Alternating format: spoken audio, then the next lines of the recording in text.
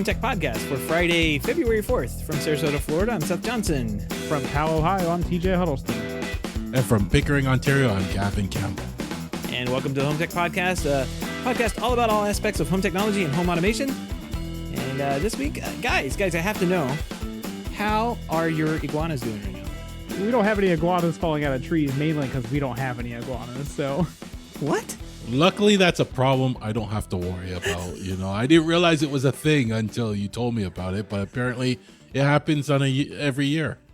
Yeah. You're not walking outside and some giant lizard doesn't fall on your head because it's too cold? That doesn't make any sense. Are you guys covered by insurance if it does hit you and causes some kind of injury? One would hope, right? One would hope. That's a story that comes around every year. It gets cold enough. Some years it doesn't get cold enough, but every year we get nice little watch out for the falling iguanas and watch out for and what to do with the iguanas that have fallen out of the tree because it's too cold and they're cold-blooded reptiles and not made for temperatures this low. It's always fun to see that. I'm just blown away at this story. Like I didn't know that this actually happened and it was real. I thought it was a joke at first, and then I started seeing the pictures. And do they like thaw out and then walk away, or is that what happens? Once they get in the sun, yeah, they thaw out and shake it off and leave. Like nothing happened. No, they don't shatter or anything. They just flop out of the tree onto the ground because they can't move. Well, if you learned anything from this show, you learned about falling iguanas.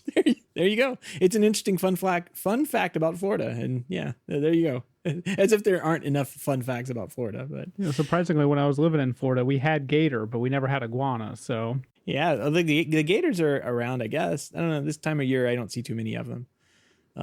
It does get kind of cold and they run. I don't know. Sometimes they're out sunning on a bank somewhere and you see them, but yeah, gators, iguanas, Florida. There you go. We got a couple of pieces to follow up today about first, Gavin, you put in here. There's an update finally, I guess, to the Z-Wave.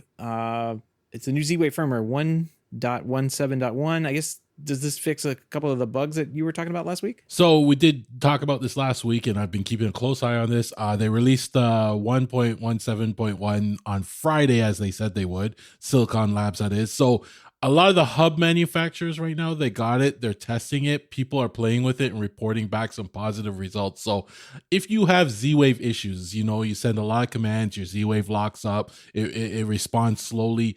This is supposed to fix that type of stuff. And I'm very hopeful that it does, right? A lot of people are watching this one closely. So if you haven't heard, if you have a hub and they haven't been talking about this, bug them, ask them, let them know this is happening. So if they have a Z-Wave, stick in there, they can update it. Yeah, absolutely.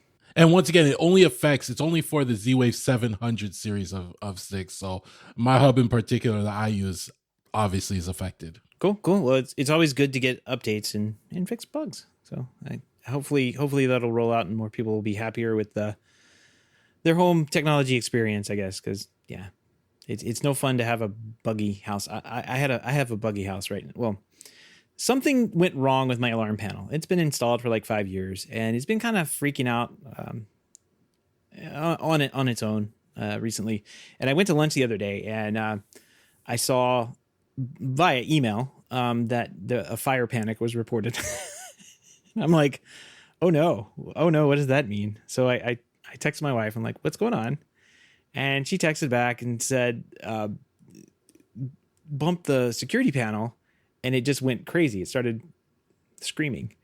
So it not, and then of course I was like, okay, well I'm gonna hop on the phone to the alarm company, tried to get them to not call the fire department, which I was too late in that. So we had the fire department show up and say, how are you guys doing? And they weren't too thrilled about rushing out, but I'm glad that they're there in case of an actual real fire. But I've since thrown that security panel in the garbage, and I'm going to be putting up the Ring alarm system that I've had sitting on my desk for like 2 years now. I guess I'm like, I put the other one in. I'm like, why replace it? Right? It's not broken, but then it did break, I guess. But it wasn't broken before. It was working fine.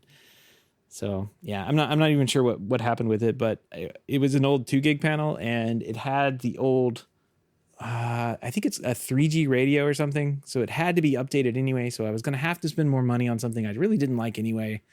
So I'm going to move over to the Ring thing and see how that does. And that's kind of why I monitor my own security. Is I never felt good about hooking up a do-it-yourself system to these monitoring companies because there's too many false triggers, right, from it. So I just monitor it myself. If it goes off, I get all the notifications, and then I'll take care of it from there. Yeah, last I heard too, they're supposed to shut down the 3G networks by February of this year. So realistically, a lot of people's panels are going to stop working here soon unless they have upgraded. Oh, believe me, I was putting it off to the very last minute. So, you and many other people. Yeah, they've been warning me for like I don't know, 2 years now to upgrade this little radio, and now I'm starting to get the emails more than once a month, like, hey, this is going to stop working, and we're still going to charge you, but it's going to stop working. But I don't know. It was a good panel. I thought when I bought the GC2 that they were going to have some kind of integration that came out with the panel, and they never did, ever. I think the GC3 has one integration with maybe Elan, which is another Nortec partner, but I mean, it's not open to anything else. So I'm going to move on. Ring, not exactly known for their integrations with anybody, but I do have what is it? The home server thing. It integrates with the HomeKit Homebridge well enough, so does what I needed to do. And I think doesn't Ring have their own monitoring service too that you tie into now? Yep. So you can pay for that. You can pay for that. Yeah, it's only like $5 a month, I think. Yeah, pretty inexpensive. And I'm pretty sure with Ring and with everyone else, fire is kind of an instant call, especially a fire panic. They don't typically play around with those. Police panic, same thing.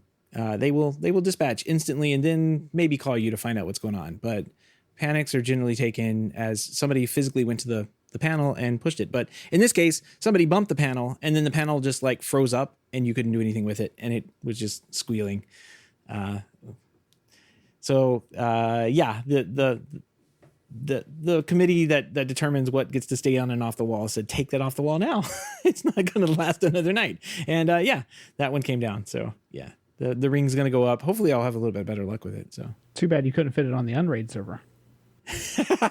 Yeah, I've got stuff to move over to that as I slowly work through all the bugs on getting one of these server things hooked up. I haven't had too much time to mess with it and been kind of waiting a couple of other parts, but we'll see what happens. I don't know. I do have one of those little devices. I can't remember who makes them. But Gavin, you might know. It's like a little blue board, and you can hook up security contacts to it and just directly integrate. The Connected, yeah, Connected.io. Yes, Connected.io. Yeah. Yep. Yeah, it's a pretty cool little piece, but there's some configuration, and then you have to run some type of logic behind it. Like it doesn't do any of the logic itself, so you have to hook it up to something that can handle processing if an alarm state or if the alarm is armed or not. It doesn't have basically a hub, right? You got to integrate it with another hub, so it just connects your existing alarm system to your hub in a way and exposes that. And it's a great idea, but again, it becomes like you're relying on your hub to at least now act upon whatever it triggers. So and correctly, right? Like yes. And typically, whatever hub you're using would know if you're home or not. I mean, that's something we generally like to have, that kind of state. If people are home or they're away, and then it can automatically act on different rules, lighting, security issues, that kind of thing. It would act on those things differently if you are home or away. I don't think that the Ring is going to give me that level of integration into anything, but all it's got to do is go off. An alarm needs to go off if somebody breaks into the house or something. I think it can do that. So, all right, guys, what do you say we jump into a couple of HomeTech headlines? Let's do it. Sonos has acquired Louisville, Kentucky-based Bluetooth audio startup T2 Software, and Protocol has been able to confirm that T2 Software has been working on the implementations of Bluetooth LED audio and a new standard that promises higher quality audio over Bluetooth while still optimizing device battery life usage. Both would be a key to building next-generation headphones. So what do you say, TJ? Would you be interested in having some Sonos Bluetooth headphones? Anybody who's on the Sonos subreddit knows whenever these topics come up, there's everybody in the comments that's saying who wants Sonos headphones. Why would anybody want Sonos headphones? And I am not ashamed to admit that I'm one of those people that want Sonos headphones. I want, it's nice to have Sonos speakers all throughout the house, but sometimes maybe you don't want to play audio throughout the whole house on the speakers. It would still be nice to be able to have a pair of headphones that go with you, and so you can listen to the TV audio. And this isn't some revolutionary concept or anything. They've had, headphones for TV sets for the longest time. I've installed, dozens, if not hundreds of them at this point. It's just the newer model that allows for Wi-Fi and Bluetooth connection. So I don't think this is anything crazy. I think it's going to happen at some point. It's all about price point for me, though, if I'm going to buy it. And that was actually a cool use case of this that now pretty much sold me on it. But if this integrated with my Sonos Beam some way that I can easily just, instead of use the Beam, switch to my headphones at night when I don't want the rest of the house to hear it, that is a big sell for me. You almost like convinced me, but it all depends on if they do it. Yeah. Yeah, it would be nice. Like you can do that right now with, it's kind of actually how I use my Apple AirPods. Like you can connect those directly to your TV and it'll shut the audio from going to the Sonos off, right? So that could be a really good use case for that. Probably easier than connecting and disconnecting the Apple AirPods to your Apple TV. But because Sonos typically does have a better user interface to kind of follow than at least they have on the Apple TV. But they also said this may be also an acqui-hire, kind of like acquired the company to get these people that really know what they're doing with Bluetooth, because it sounds like they're working on this new advanced codec that could give you better, higher quality audio, which is one of the key things that Sonos likes to do. But it also allows you to have they were working on some advanced features that weren't part of the Bluetooth specs, which they were working on this multiple synchronized audio streams thing, so you could have more audio streams going to the Sonos headphones, so to speak, where maybe you could like overlay a voice assistant with one of those audio streams. So it sounds like they were doing some pretty advanced stuff that may be kind of like proprietary for this company. So it might be proprietary is the name of the game when it comes to Sonos. So it may be something they're very interested in implementing and getting out into their products.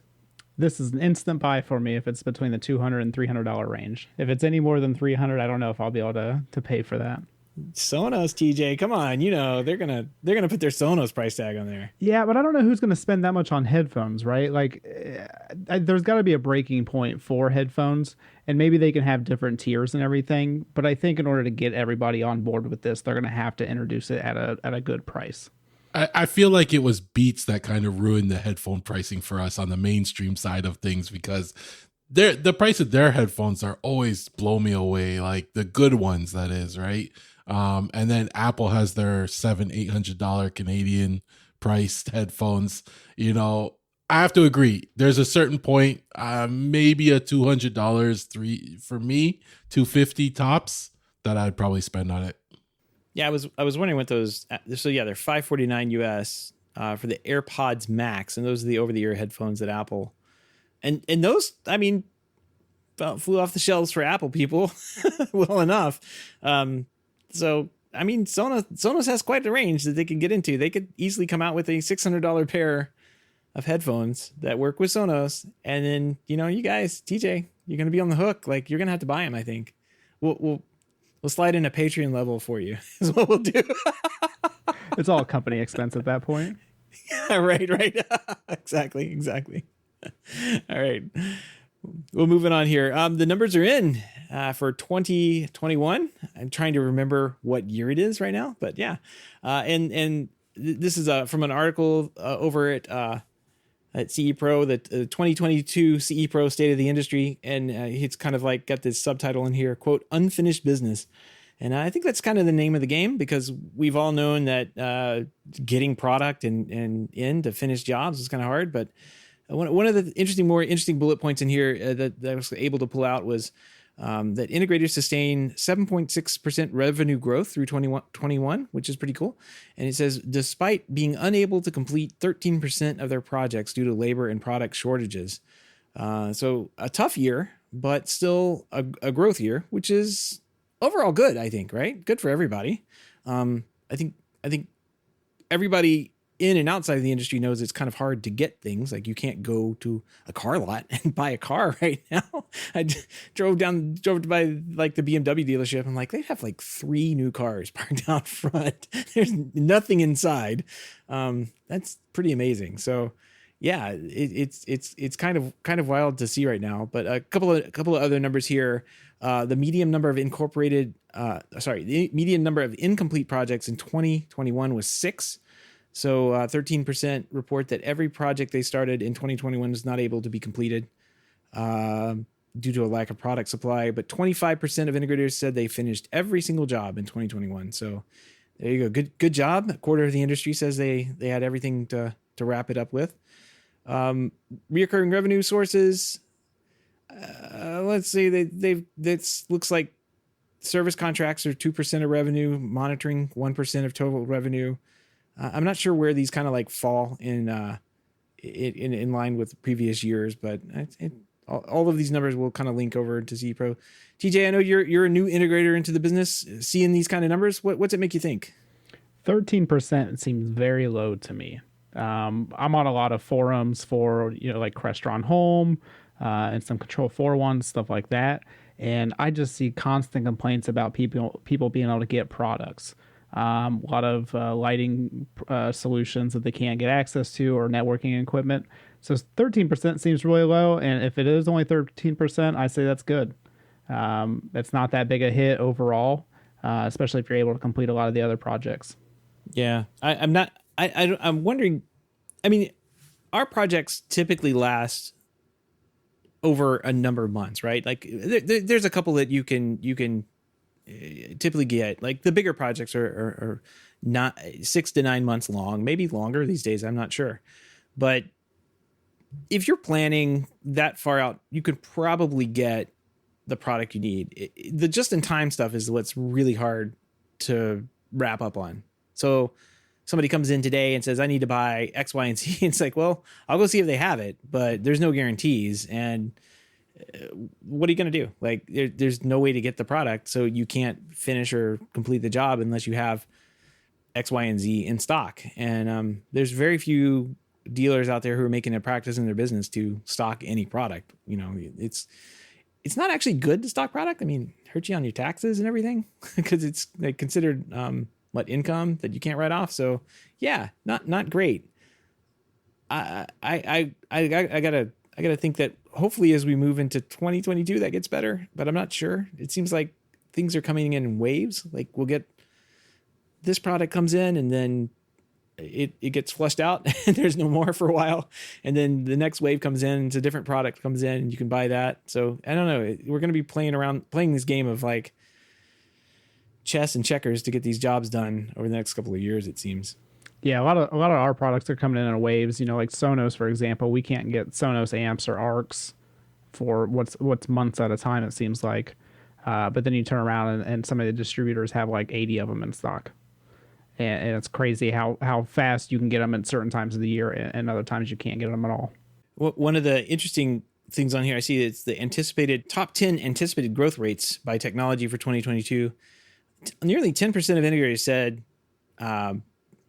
surveillance cameras are going to be at the top there. And we see like CCTV or cameras in general continuing to be like a real, like one of the top smart home products, I guess. I mean, if you think like what gets qualified into that, Ring doorbell cameras, general CCTV, IP cameras, that kind of thing.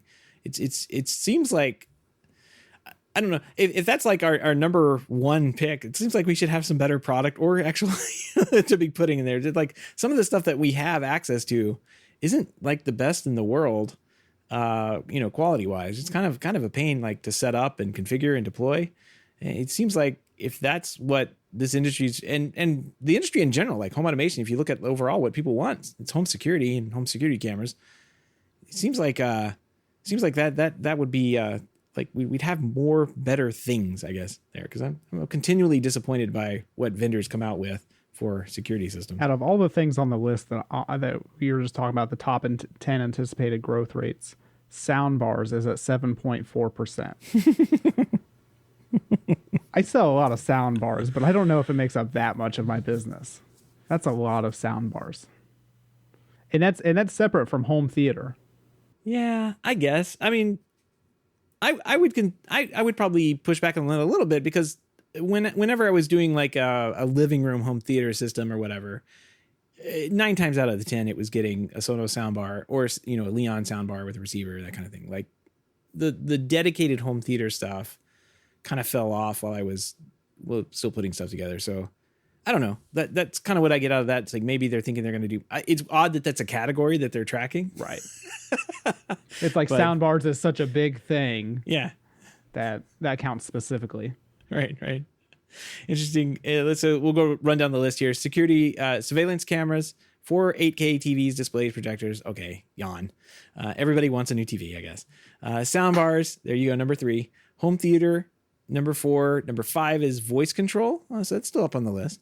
Outdoor installations, video distribution, AV over IP is at 7, and 8, smart appliance connectivity. It's kind of interesting that that's higher on the list. There's not much out there that I know other than Gavin's projects that can do that. And let's see, 9, lighting fixtures, which should be a much higher, guys, much higher. And number 10, home networks, which also should be higher. That's the foundation of the house. You should be doing more of that. Yeah. Yeah, home networks is the foundation. That should be the first thing and one of the most important things to have in your house. All right. I thought this was cool. Interesting little graphic they have here. 2021 average residential price. Less than $1,000. About 10% of the jobs out there. 1,000 to 5,000, 22%. 5 to 10, 17%. 10 to 20, 20%. Let's see, 20 to 30, 10%. And this just starts getting smaller and smaller. And then all of a sudden you get another 10%, $100,000 plus 10%. So there you go. Pretty interesting to see those numbers there. I would say when I was doing this, I lived in that $30,000 to $50,000 range, and it looks like that is shrunken down quite a bit to be the $10,000 to $20,000. That won't buy you anything these days. You might get an 8K TV for that. That's about it. I can't think of what I would do for 10 to 20. Like maybe the TV, a sound bar, Sonos system, wipe hands on pants, rinse, repeat, that kind of thing. Like I don't know what you would buy for that. Gavin, what would you buy for $10,000 to $20,000? Oh, well, I'm not 10 to 20,000. You could do a decent system with that. Because I could do a decent system. You got to remember, if I was given $10,000 to $20,000 and told to go to town, right? I wouldn't be paying for labor. I'd probably do it all myself, right? So that cuts out a lot of my costs. So for me, it would just be hardware, and I could do a lot of damage with 10 to 20,000. I could see that. I mean, you can do a good system for 10 to 20. You're not going to do a whole house, right? You're not doing a whole house. Yeah. You're doing like a room or two.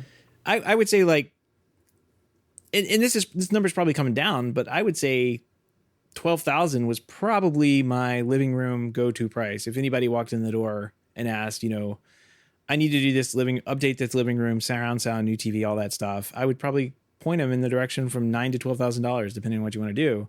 And that's probably come down a little bit, honestly. And who knows, maybe the price is going kind of back up. We'll see that a different angle on this next year, but interesting. That the jobs that I kind of lived in, it's probably in that 5% range there, $30,000 to $50,000, 5% for those. It's one of the smallest price categories on the list here. It's kind of wild to see. You either have a little money for home automation or a lot of money. And we've seen the average home sizes kind of shrink too. Like we're seeing a lot of homes being built, but while I was wrapping up my career as an integrator, one of the things I started noticing was the houses were getting smaller. Now the trim inside was much better. Like they were really increasing what they did on like the fit and finish of the house. So you would still pay for the house that you're getting, but it's not like the McMansion thing with, the Tuscan wood everywhere. Like it was just like they would have all this nice stuff, but it would just be in a smaller house. So maybe that's kind of a trend that continued to the AV industry. And since you're not doing a 14 bedroom distributed audio system in every single mansion, you're doing a 4-zone system because you're in a smaller house. It probably makes sense that way too. Just anecdotal. All right, well, let's move on to talking about voice control. Speaking of voice control being on the list of things that people are interested in, this is an interesting article that I ran across over at Strategy.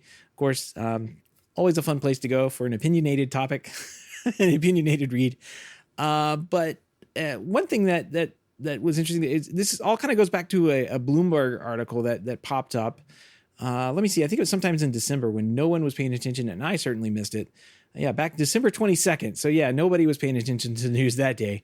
But Bloomberg Business Week had uncovered some Amazon documents that basically were saying some interesting things about how the excitement really wears off for voice control devices. And here's kind of a quote from one of those from that article. According to internal data, there have been years when 15 to 25% of new Alexa users were no longer active in their second week with the device. So 2 weeks, 25% drop off. That's wild. Last year, Amazon's internal analysis of the smart speaker market determined that it had passed its growth phase and estimated that it would only expand 1.2% annually for the next several years. So they're saying Amazon internally is kind of looking down the smart home market as far as voice control goes and says, I think we've saturated this enough, and there's really not much more we're going to grow here. Gavin, I know you're big on voice control. What do you think about what came out of this article and came out of that business? What is it? Bloomberg Business Report. You know what? I can see this. I can see this being correct. When it comes to the smart home, one, everybody's worried about privacy. That's such a big thing. They will, argue about privacy all they want, but they'll publish their life on Instagram. So it's one or the other, right? But I also found initial impressions, right? So for the non-techie people, you throw a smart speaker in front of them and they ask it something. And the first thing it comes back with, I cannot answer that question. They're not going to like it right off the bat. And I always found Amazon, their device wasn't as good as Google's when it came to answering those random questions. I found Google was much better. And if you have a small smart home, 1 or 2 switches, you kind of get bored because you don't want to, that's all you can really do with this thing is those 2 switches, maybe ask it some random questions, the weather, the TV, it after a while, yes, it could take just a week. It's like, what else do I really want this for? And then they just stop talking to it. If you have a larger smart home where you can control a lot more to it, I think it's a little more valuable. Because I could ask it so many things in my home, because I could ask it what the pool temperature is. I could tell it to turn on the pool pump. I can, is so-and-so home? Is that window upstairs open? It will tell me all these things because I have a larger home with all those sensors integrated, and that's when you start to see the power of it, I think, is when you could do that. You can even control the TV, tell it to mute the TV, unmute the TV.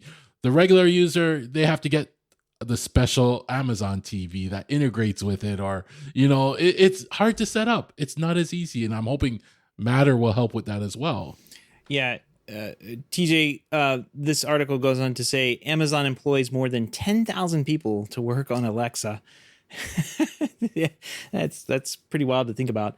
Documents project that its fixed cost to be $4.2 billion in 2021. For that division, Amazon projected, back in 2018, Amazon projected it would lose $5 per device in 2021 and said it would hope to improve that to a $2 per unit profit by 2028. So one way they've been doing that is they've been adding screens to the devices. And I don't know, TJ, have you seen more of those pop up in people's homes? The Amazons with screens? Yeah, a lot of the smart hubs with screens are becoming more popular because you can see information in real time, which is nice.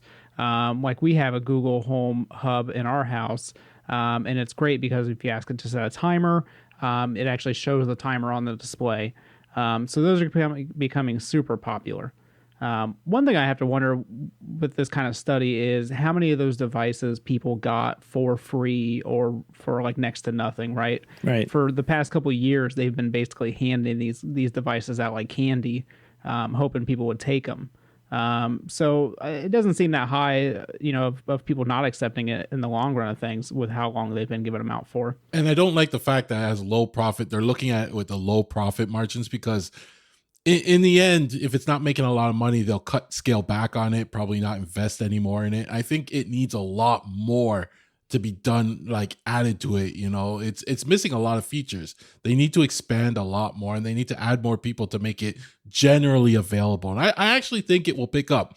Like I said, when the Matter comes out and things integrate a lot better, I think people will get more Matter products in their house. They'll all work together, and they'll give them a reason to use this more. Yeah, here's a wild number to think about. Amazon says that 25% of all American households have at least one Alexa devices, and 27% of Amazon Prime households have one or more. That's staggering to think that. Don't ask me how many I have. Yeah, well, you're throwing Canada's rates, off the charts there. Yeah, this is pretty interesting. And I agree. They need to do something more with it. But I think what I've heard, and I read in here in the Bloomberg article as well, is that the things that they're doing, they're just trying to like push you to other services on it. They're trying to say, hey, by the way, I'll tell you, here's your answer to that question, or the light's on or whatever. But hey, did you know that you could also ask me, how to tie your shoes? And I'll tell you, like they ask all these like advertisements for other, Whole Foods or whatever pops up on there. Like, just do your job, device.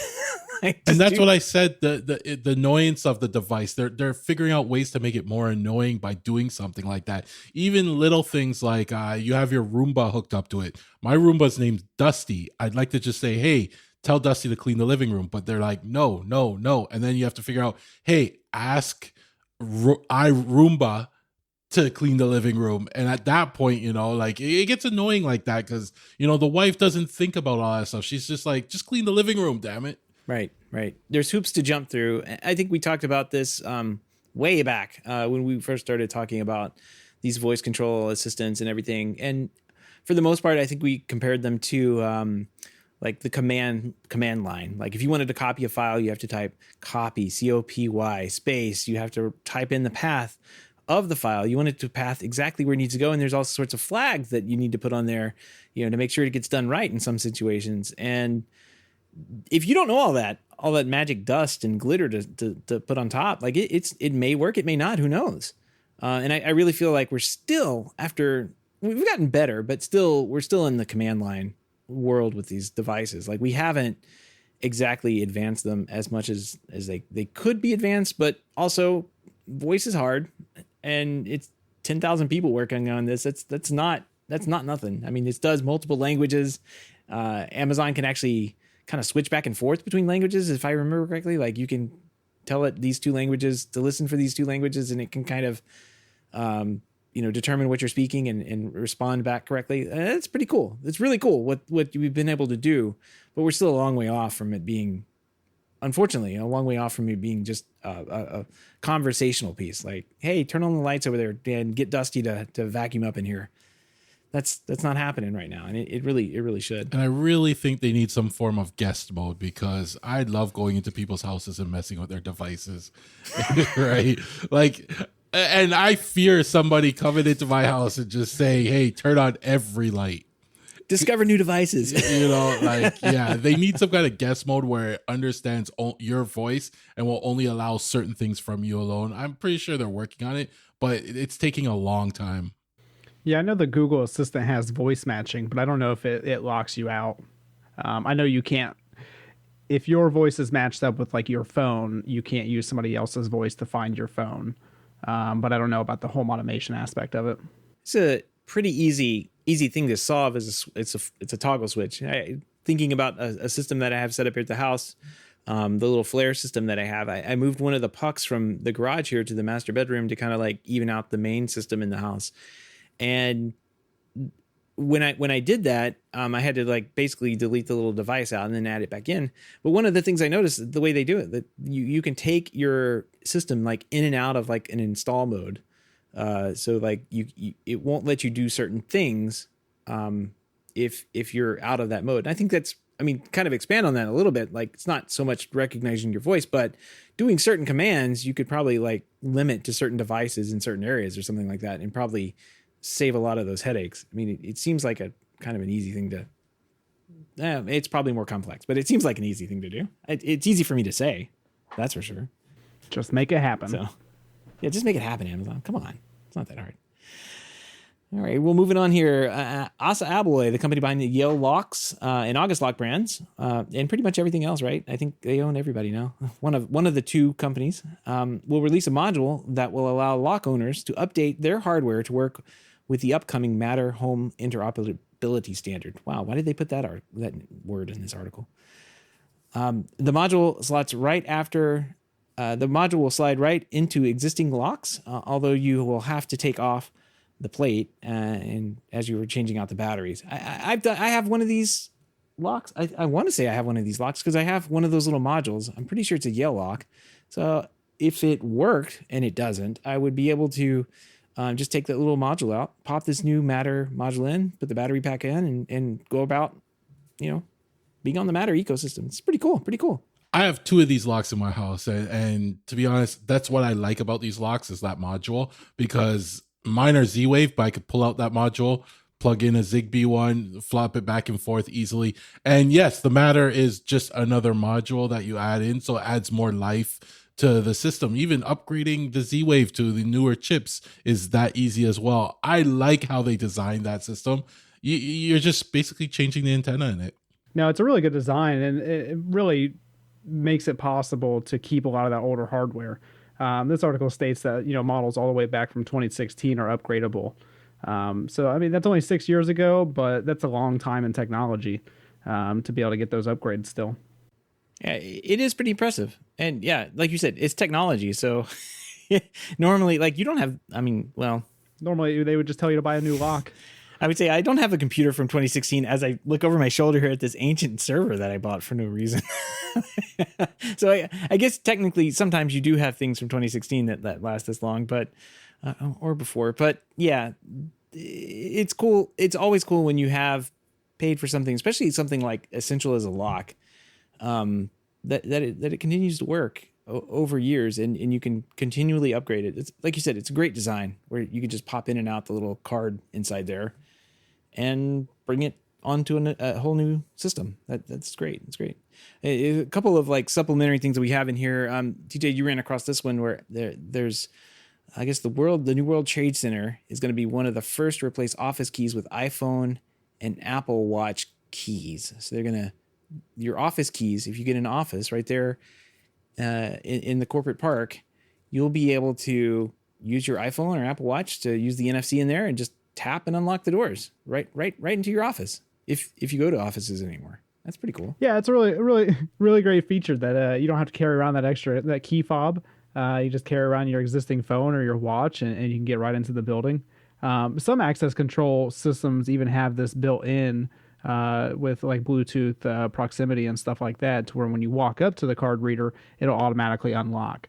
So it doesn't look like they're using that feature of this, but just another expanded option on that. And I love it when they adopt technology like this. It makes our wallets thinner, lighter, less things to carry with us, and it takes things forward. Yeah. Well, I mean, speaking of carrying things forward and not carrying things in your wallet, it's also rumored that Apple is going to start rolling out a feature that allows you to basically accept payments using just your phone without needing like a little extra hardware, Square chip or anything like that. You could just tap your phone onto somebody else's phone and that pays. That's kind of killer. Like it's great.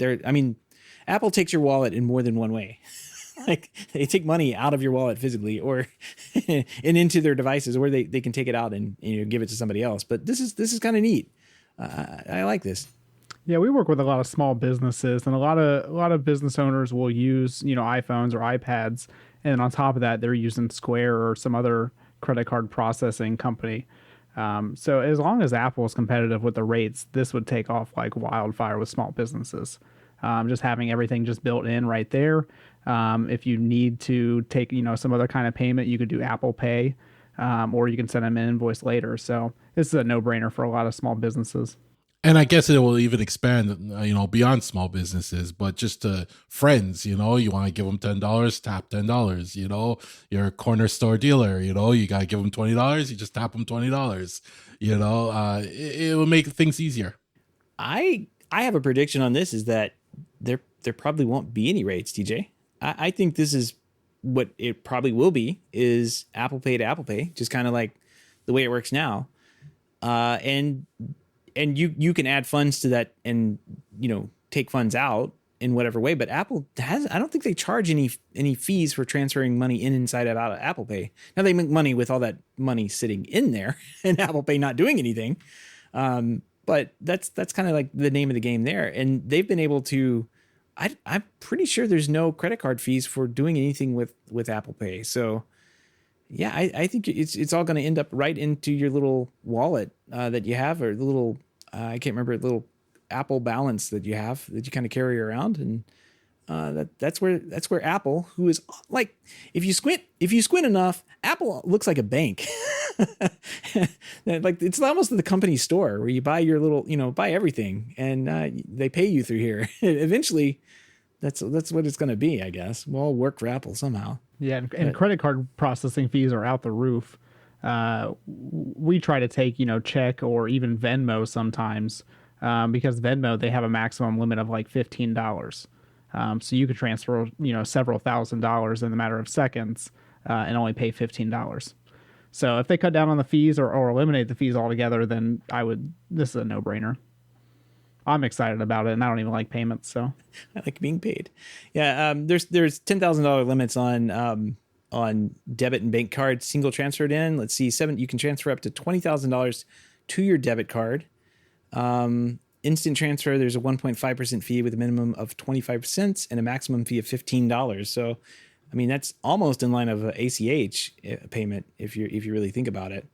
And there is let's see, the balance you're allowed to have after verifying your identity is $20,000. So that's going to limit like some purchases on this, but that's what the Apple Card, I guess, is for. They want to move you over to the credit card, and you can buy things that way. So, all right. And one more news story tonight. The Federal Communications Commission, FCC for short there, has announced over $1.2 billion in funding to the Rural Digital Opportunity Fund to expand broadband services across 32 states. The FCC calls this, quote, the largest funding round to date, and notes that 23 broadband companies will provide service to more than 1 million new areas. Sounds pretty good.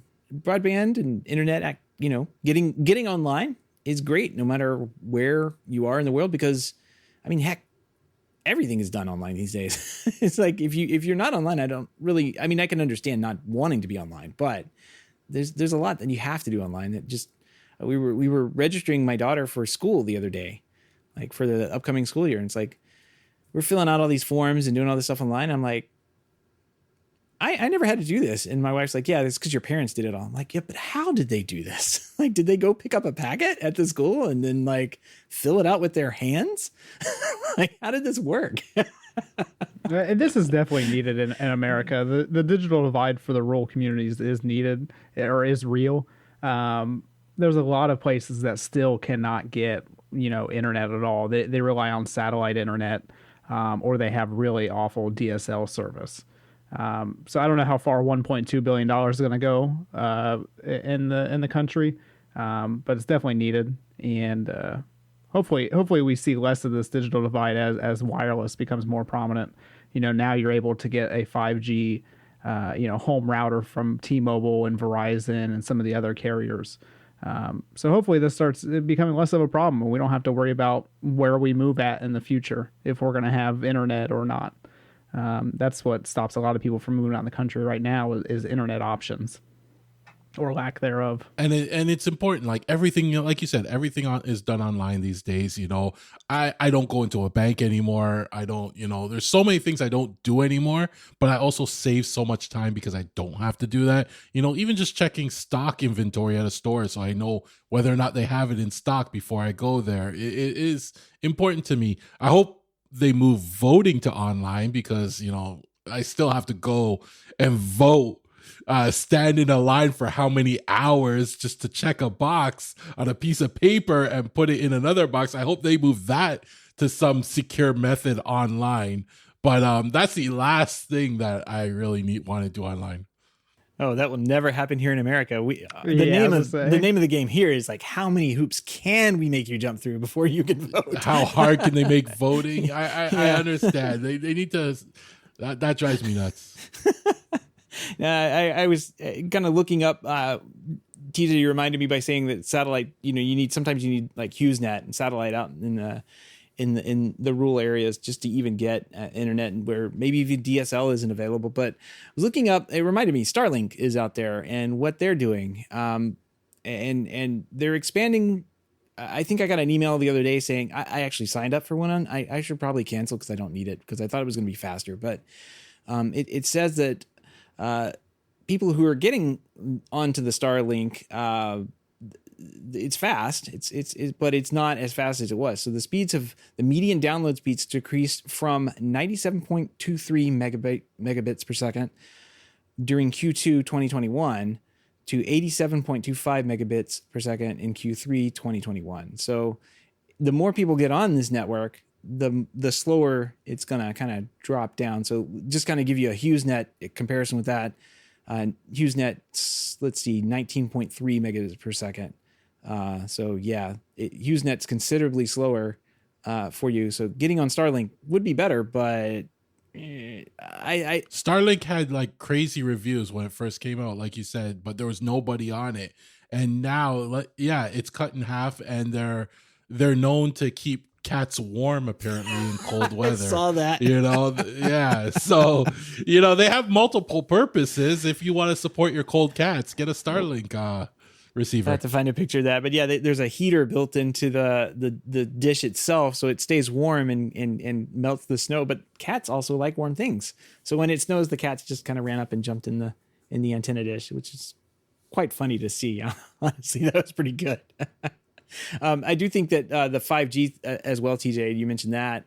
If we get that rolled out, there's some flavors of 5G that may interfere with, airport, whatever. But, it would be nice to get those particular 5G networks rolled out into those rural areas where you're basically just putting an antenna up and, on each end, and you're getting high-speed internet that way. Low latency, high-speed internet, which is what's everybody's dream. So There was an article that came out today through Engadget. We can post that as well, where Starlink is releasing a $500 a month service for up to 500 megabits per second.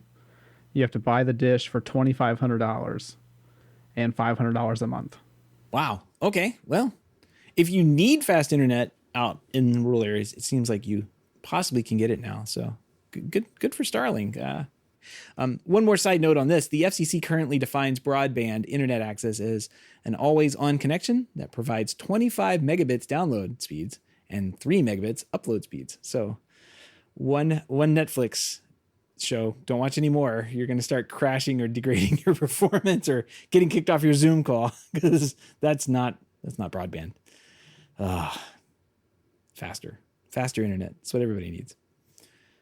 All right. Well, all the links and topics discussed tonight can be found over on our show notes at HomeTech.fm/374. Once again, that link is HomeTech.fm/374. All right. No mailbag this week, but I do have a pick of the week. I kind of talked about this in the hub not too long ago. Kind of mentioned that I bought it, and then everybody was like, "What do you think of it?" And I was like, I didn't know anybody else knew about this because I didn't.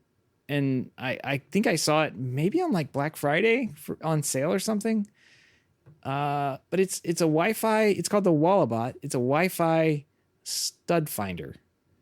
I think, yeah, it looked interesting. It had a neat little video, and it's supposed to be able to peer into the walls and find studs and other things like pipes and electrical wire and that kind of thing. I used it. It does what it says it's going to do. Like it does find a stud. I didn't really look for wires. I mean, I do know it did not see some electrical wire that I kind of like ran over. But maybe I wasn't doing, maybe I wasn't holding it right or something and just had it in the stud finding mode. I'm not sure. But I will say like what the pictures and images they have on their website are kind of accurate to what it can do. And it's kind of weird to have a stud finder that gets a firmware update when you go to use it. But here we are, 2022. Stud finders need firmware updates. You know what would be even more weird if it didn't work, if AWS went down, That's what I'm expecting. It looks pretty cool from the website too, because you can buy DIY boards and stuff, and they actually have a couple different projects where people made like a tracking TV stand, and a vehicle rear vision detector, and a couple other things. So pretty cool company, it looks like. Yeah, that is neat. I mean, it kind of uses that same technology that your vehicle would use to detect if there's an object behind it. It's like a little radar thing, and they've got the little radar and antenna array board set up on there. This is just kind of a finished product. I was trying to see how much it costs. I think it says it's $209.90. I don't know why it's 90 cents. But that's with a bundle with a case, I guess. And then there's $159.95 for just the standalone unit itself. I don't remember paying that much for it. And like I said, I think it was on sale quite a bit. And I thought, oh, this would be fun just to kind of test and play around. And I thought at the time when I bought it, that I'd be mounting more TVs. And now people ask me to mount TVs. I'm like, no, thank you. I don't really want to do that. So I haven't really used it as much as I should, but I did use it the other day, and it did what they have on the tin of the can is accurate. I will say that it does work as expected. It did find the stud, and I was able to put a screw exactly into a stud when I needed to. So good. It's a Wallabot DIY number 2. And, we'll put a link to it in the show notes. If you have any feedback, questions, comments, picks of the weeks, or great ideas for a show, give us a shout. Our email address is feedback@HomeTech.fm, or you can visit HomeTech.fm/feedback and fill out that online form. All right, guys. I have my ring project to go to. I didn't get to the vent, the oven vent thing that we were talking about, Gavin. I thought about it, but the hood range. Yeah. Yes. I ordered one of the Fibaro implants.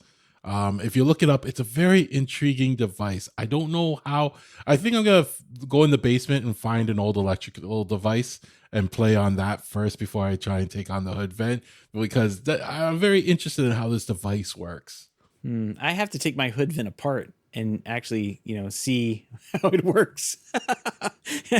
Yeah, I looked up in it, and I have an idea, but I just would rather practice on something else that I can afford to mess up. Yeah.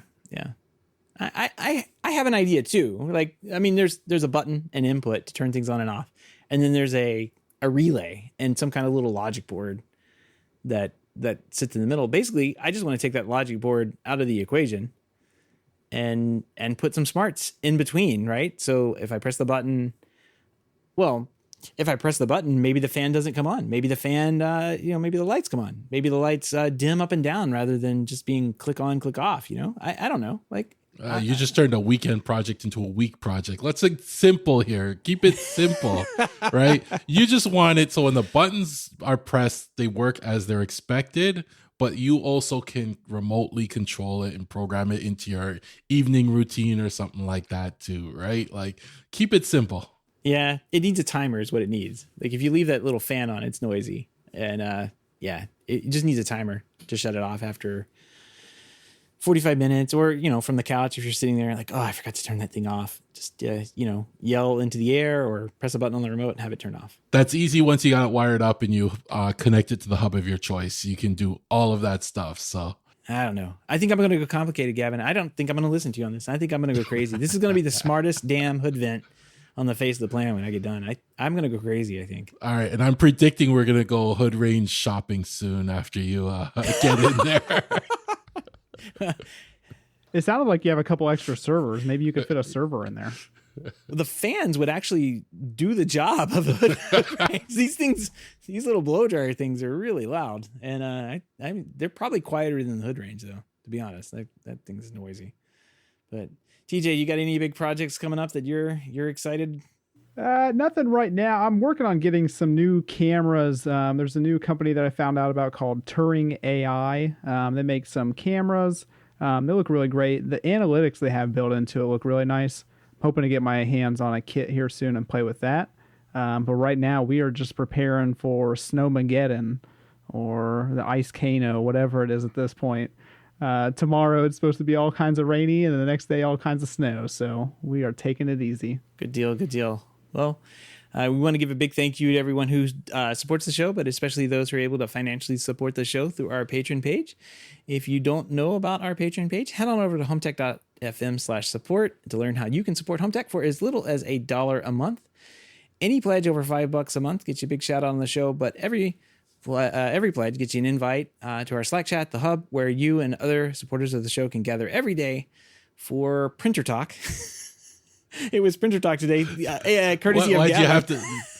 Don't get me started. You know what, though? What's great about that hub is you have a wealth of knowledge in the people there.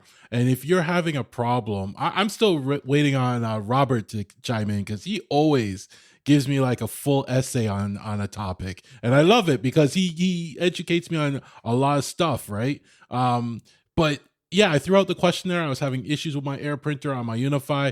I got a lot of suggestions, playing around with it. I think I may have it sorted out, but I won't know till probably tomorrow, if anything. Yeah. You're right. He is West Coast, so when he gets off work, he'll get in there and review what we've been chatting about all day. And yeah, we definitely get some really good insights from him. Late at night. It's probably like midnight here before he's posting on the Hub, but stuff comes in overnight, and I'm like, hey, look at that, Robert. Yeah, and sometimes I see it, and I'm like, this must have taken him an hour to type up, right? But I expect a PowerPoint presentation sometimes, with some of the things he gives me. But no, he's full of a lot of information. I appreciate it. It's great. Well, hopefully we were able to fix your printer problems there in the Hub today. That's one of the benefits of the show. Printer repair. Everybody in there, I think, hates printers, and it shows. So. And it's 2022, and we're still fighting with printers. I can't believe that we haven't solved this in 2022.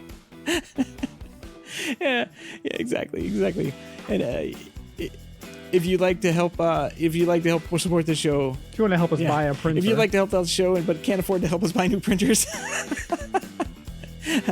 We totally understand. We would appreciate a 5-star review on iTunes or positive rating in the podcast app of your choice.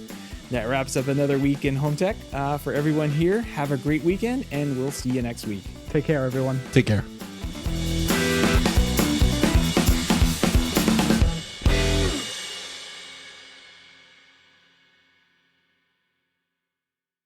You stole my take care. I thought I did that.